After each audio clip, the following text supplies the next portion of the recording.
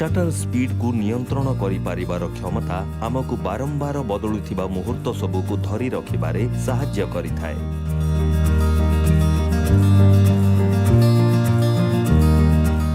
AB देखिबा shutter speed को नहीं आउ कौन करि हेबो।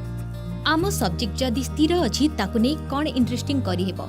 आम पाखे गोटे फूल बुके अछि याकु नहीं कौन करा जाय परिबो देखिबा।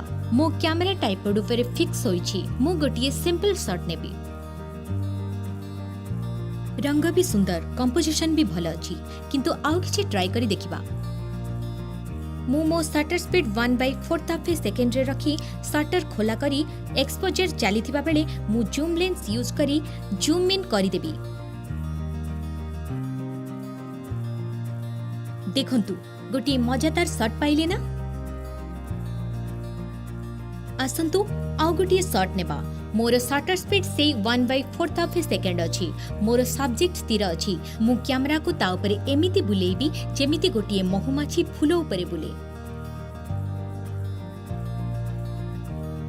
एथिपाई आपनको कैमरा को फ्री फोकस करी फोकस लॉक करबा को हेबो। बहुत बढ़िया पर्सपेक्टिव। आपण एक्सपोजर रखी कैमरा को रोटेट कले गोटी सुंदर सर्कुलर ब्लर पाई परिबे। ए शॉट देखंतु